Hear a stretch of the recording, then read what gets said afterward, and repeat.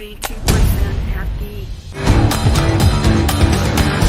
getting ready to start the peak performance.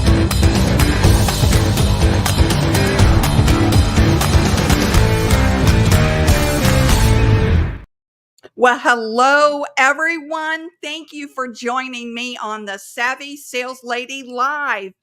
Boy, I've been gone, haven't I? I had a little health setback. I actually thought I was suffering from food poisoning, but oh no, it was something different. And I ended up going into the hospital. But I'm all fine now, ready to rock and roll and talk to you about sales. So, this sales training is about the worst and best closing lines. And what we're going to cover is a couple of videos that I found, and I'm going, oh my gosh, this is not the way that you should be selling. And I want to show you the first one. And Jeremy Miner, who, if you don't know him, I would highly recommend you check out his YouTube channel. He's one of the few people in sales that does sales training like I do that I really like. And I really agree with, 100% of what he teaches. So let me show you the first video and let me know in the comments if you have ever said these things, okay?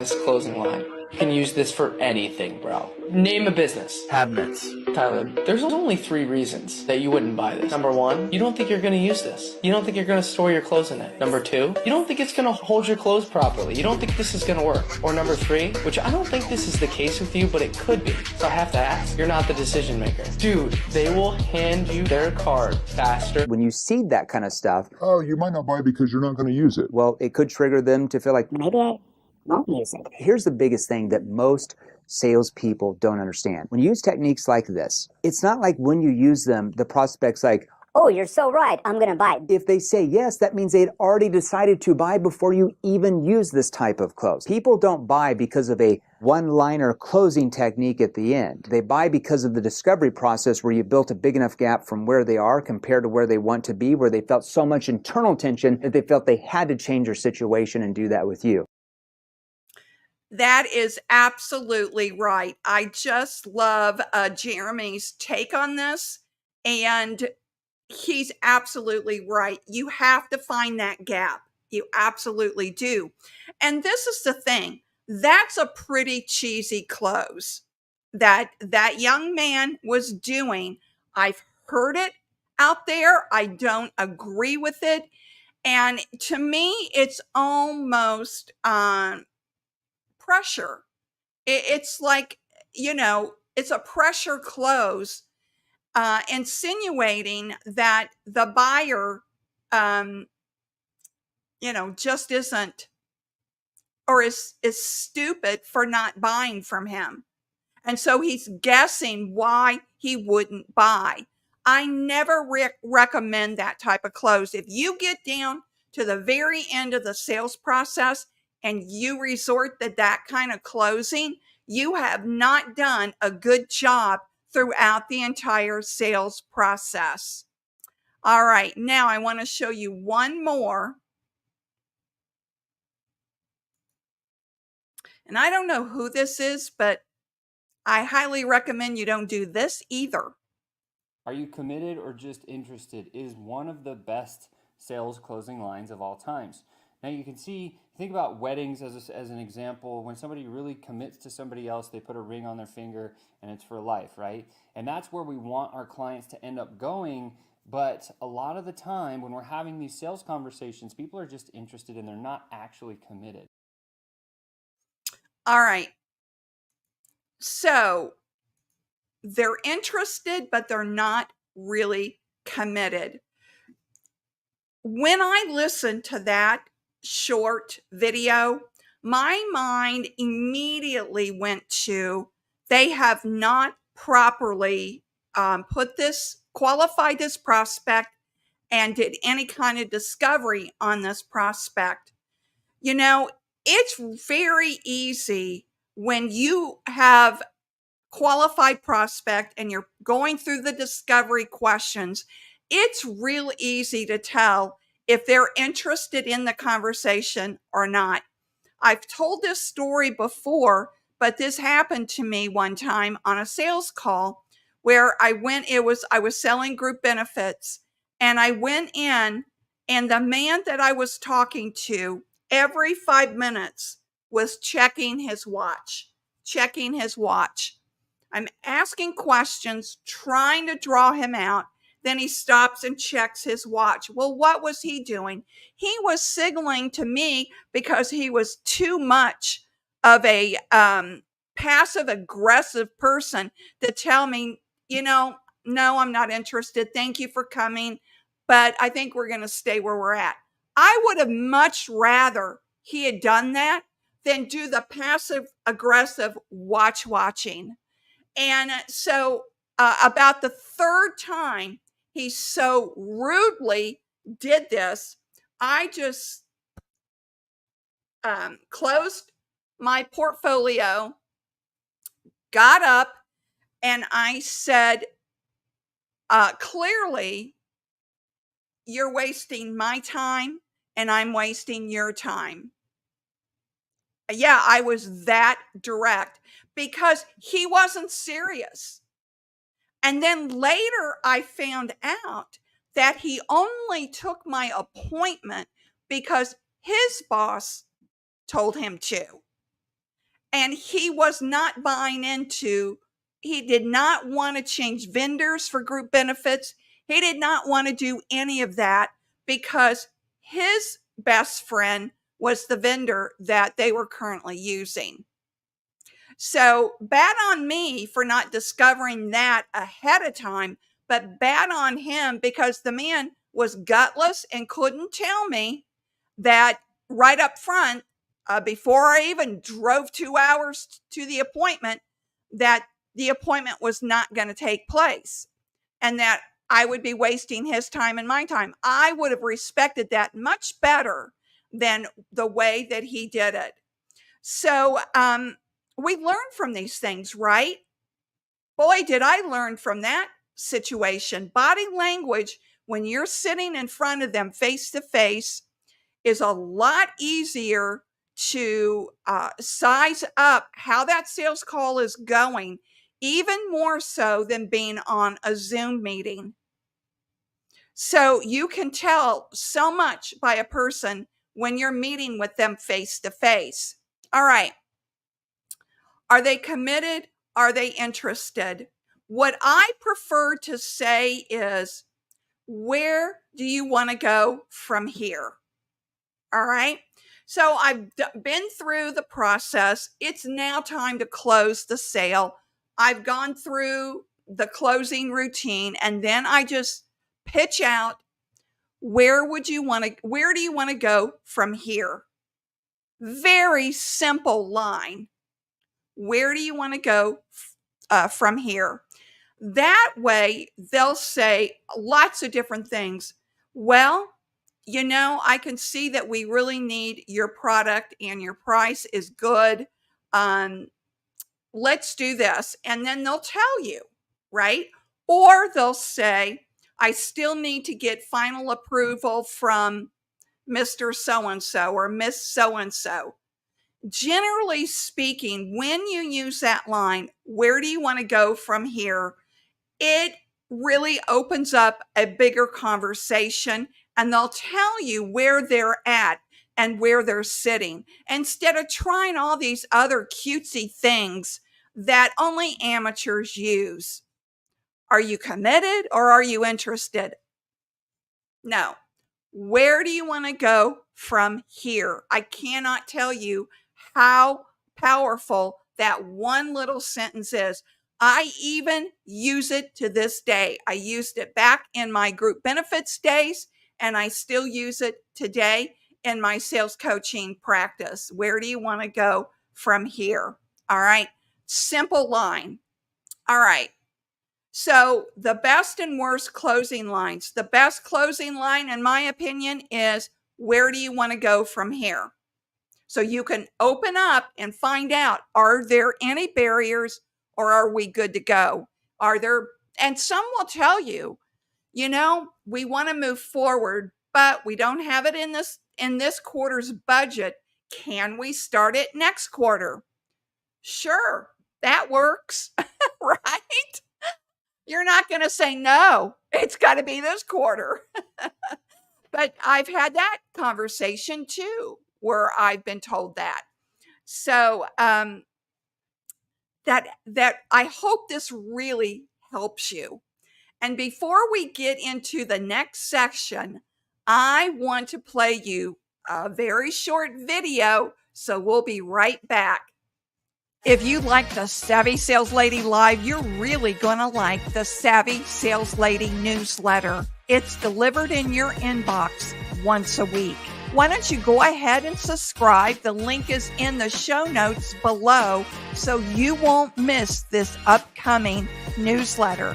I give you one tip to focus on each week to implement immediately into your sales day. Why not sign up and learn just a little bit more? I hope you take advantage of my newsletter. It's called Focus Drop. And what I do is I just drop in one sales tip or strategy for you to focus on for the week. I used to have it come out on Tuesday. I switched that to Saturday, but you only hear from me once a week.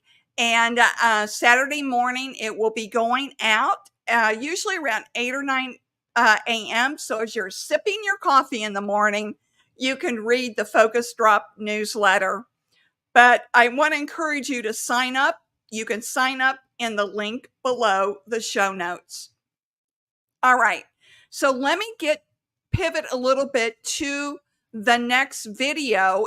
And I posted this on my YouTube channel and on LinkedIn. And if you missed it, it's a really good one for you to watch. It's just about a minute long. And if you've already seen it, it's a good review. So let me play that because we're going to go into it deeper after the video. Hey everyone, I saw this question on LinkedIn and it just really astounded me. And I'd like to know how you feel about this question too. The question is, let me read it to you. You've made an initial cold call in the retail sector. How can you effectively follow up with warm leads? All right. Doesn't matter if it's a retail sector or what sector it is. Whenever you make a cold call, you always set the appointment for the next step at the time that you're making that call. It's the same no matter where you're at in the sales process. You always set the next step. You never leave that call or that face-to-face meeting without setting up the next follow-up step. This is basic 101 selling. And it just proves that sales reps are not getting the training that they need. Keep following me because my cold calling course is almost finished. Stay savvy. Bye-bye.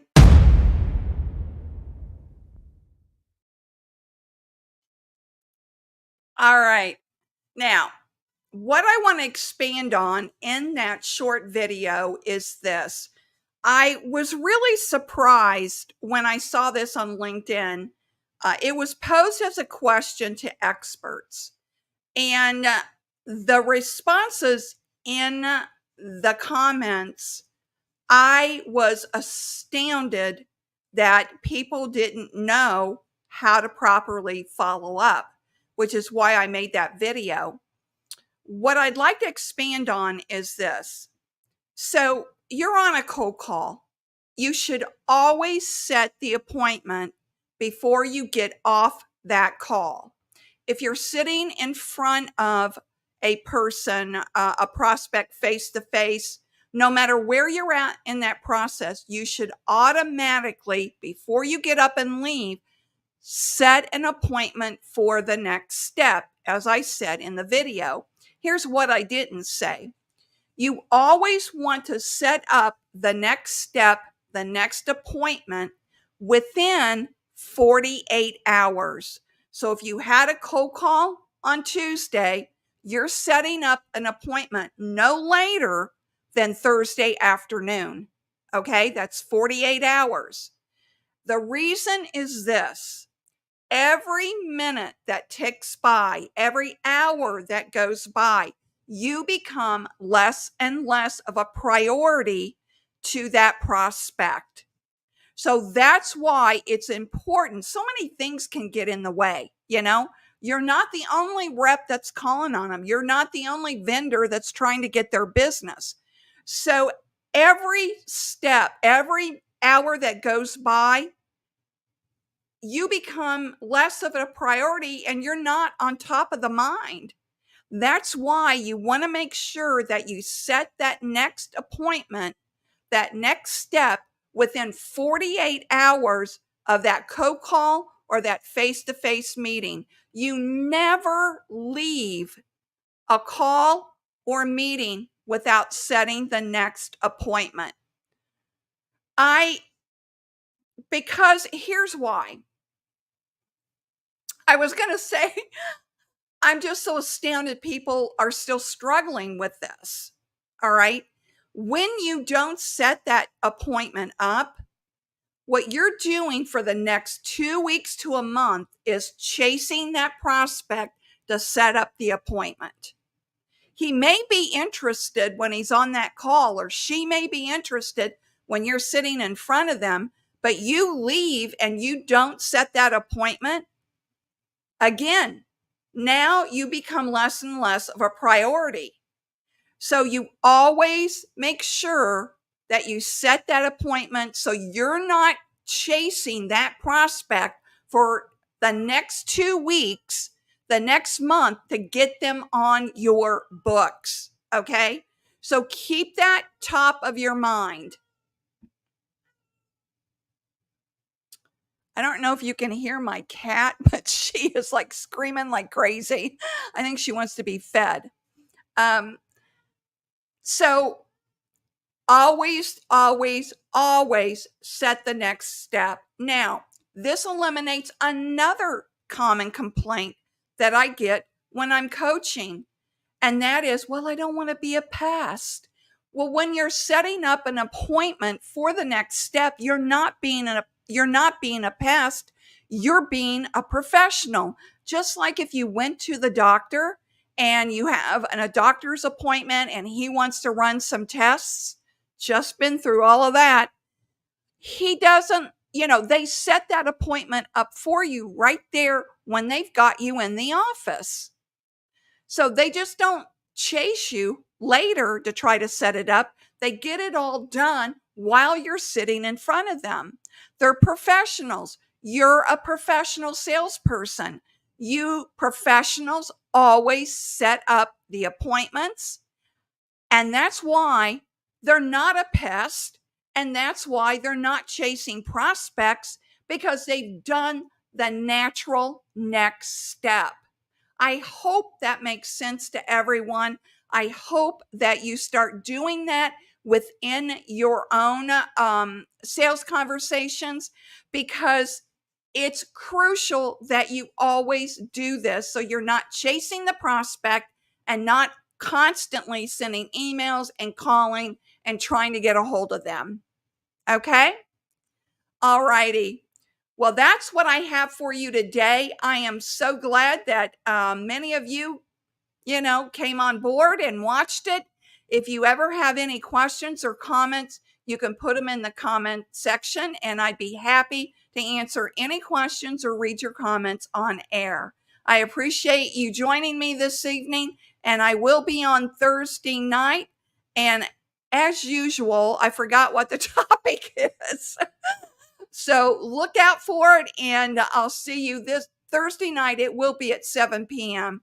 I had a coaching appointment in the evening because I do coaching for a group in California. And of course, there's a 3-hour lag. So sometimes that runs into my evenings when I'm coaching them in the late afternoon. So I hope this helped you today. Be sure and subscribe to my newsletter, and I'll see you on Thursday. Bye-bye.